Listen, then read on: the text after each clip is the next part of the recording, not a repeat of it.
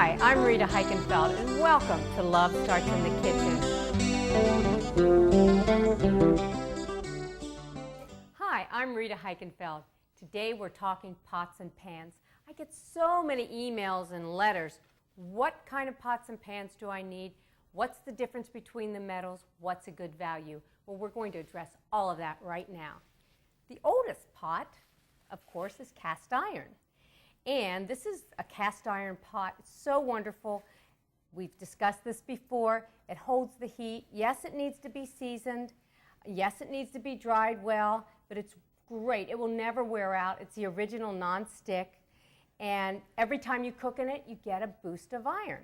So it is heavy. It needs to be seasoned. Now here's one. This is also cast iron, but it's enameled cast iron, so it never needs seasoning. It's oven-proof.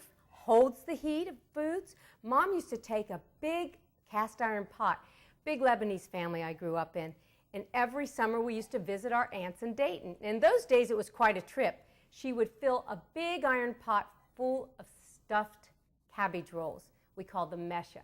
And in that 2 hours or 3 hours when it took by the time she put it in the trunk till the time we ate, stayed great, really warm, very good insulator.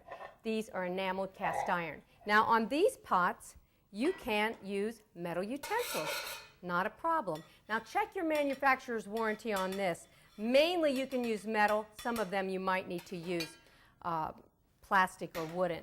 As far as seasoning a cast iron pot, never use vegetable sprays, canola oil sprays, anything in a spray. Don't use olive oil either because it will impart a flavor. And all these do is just gum it up. These sprays have many uses, but not for that. Just to season a cast iron pot, again, you just wipe it out with a little oil after you wash it real well. 250-degree oven a couple hours, turn it upside down, put a piece of foil on it, and it should be ready to go. So those are the iron pots. Now, I grew up too with cast iron, and Mom also had some aluminum. Now her aluminum pots were regular old-fashioned aluminum, not anodized like what we see today. And the problem with the old aluminum pots is no research has shown they don't cause Alzheimer's disease.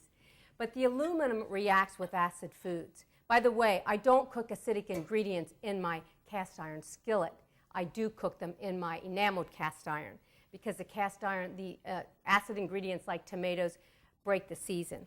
So anytime she would cook acid foods like tomatoes, a little bit of aluminum would leach in the food. That didn't harm us, but it made it taste funny, and sometimes the pan would pit. So if you've ever seen an old aluminum pan, and I've pitched all mine out, that's pitted, that's the reason. Well, because aluminum is such a great conductor of heat, second only to copper, manufacturers have put the pans through what we call an electrochemical process. That means you'll see on the box, it will be called anodized aluminum.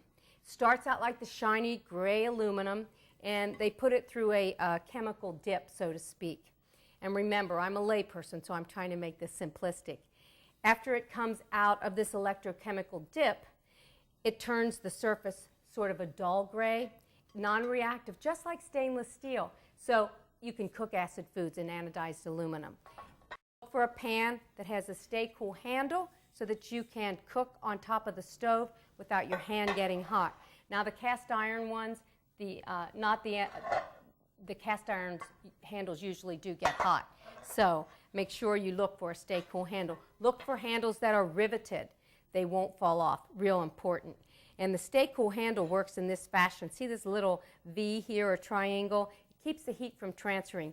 And this is stainless steel. And on its own, stainless is a poor conductor of heat, so that's why the handles are made with stainless. Now here's a great pan. Started out as an aluminum, but it also has a non-stick coating on it. Stay cool handle, wonderful rivets. And look for pans too that are oven proof, because oftentimes we start something on top of the stove and go to the oven. Now, as far as seasoning, this pan, the anodized aluminum, you can use metal utensils on it. You do need some fat in the pan, whether it's olive oil, whatever. So make sure. You can't put an egg in here without some fat. Don't ever use any of the vegetable sprays to season your pan or to put a coating of fat in there to make it non-stick. What happens with some vegetable sprays, the fluorocarbons or something in that spray can bonds with the surface of your pan, and you get a yellowish coating. And sometimes if you're using a non-stick pan and you spray it, it will disqualify the warranty on that. You're better off just taking a little bit of olive oil or canola oil and just wiping the pan out with that. Or use those sprays that are not, that are just the pump sprays, and they're olive oil sprays. You can put any kind of oil in there. So remember, don't use cooking spray to season your anodized aluminum or your stainless steel or your nonstick pans. And if you do love the spray, or if you're really trying to low fat it, put your, say you're doing sauteing onions or some meat or whatever in the skillet. Put your onions, your aromatics in the skillet, and then spray those with the nonstick spray. That'll give them a nice coating of fat, and it will also make the pan nonstick. But remember, with nonstick pans like this, you don't need any spray, you don't need any oil. The surface is real slippery. You could fry a whole egg in this and it would slip right out. So we've talked about aluminum. Stainless steel. Stainless is a beautiful metal. It's non-reactive, which means you can cook anything in it. It's shiny, so if you're doing things like caramel sauces, you can see there's a good visual there. You can always use stainless metal utensils in those pans. And by the way, for the most part, non-stick pans, you should use wooden or non-stick or plastic utensils. Now, some non-stick pans allow you to use metal, but generally speaking, you want to use wooden or plastic. Now, remember I told you on its own that stainless steel is a bad conductor of heat, real poor? So you need to look for two visuals. On the bottom of the pan, what you need to look for is a pressure applied disc. Now, this has a bonus. This has aluminum that's wrapped in stainless, and then another disc of copper. Now, copper is the best conductor of heat. It's very expensive. I have some old copper pans that I just love, but they're high maintenance. So either copper or aluminum has to be somewhere in that stainless pan to conduct the heat. This happens to have a pressure applied disc of both on the bottom. Again, a great pan. It has riveted handles, stay cool handles. And I like this little feature. It gives you a place for your thumb. Now look at this. From when you first look at this, you think, uh-oh, I don't see any aluminum on the bottom, any copper. This must be a bad pan. Read your boxes. This happens to be one of the best stainless steels on the market. The reason is, it's instead of a pressure applied disc on the bottom, it has an aluminum wrap that goes all the way up. The cooking surface is stainless. Yes, you can use metal utensils on it. The outside is stainless, and in the center is that a thin aluminum wrap. If you cut this open, sort of like peeling an onion, you'd see three layers. Stainless steel here, aluminum in the middle, and stainless on the bottom. So you get surround heat. Instead of the heat being focused on the bottom and then crawling up the sides, it instantly goes up the sides. Great, great feature.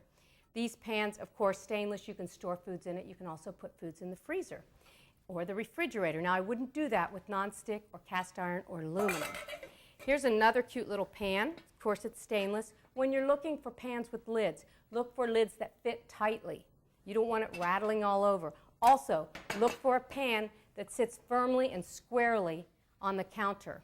If it's thin, especially with the flat top stoves, it will wobble. So make sure it fits really good. If you have a flat top stove with the glass top, and in order to make sure your pan isn't going to rock and roll, take a ruler or even take a spatula and just put it here on the bottom of the pan. You should see no light between the spatula and the bottom of the pan. It should be that flat. And as I said, a good lid fits tightly.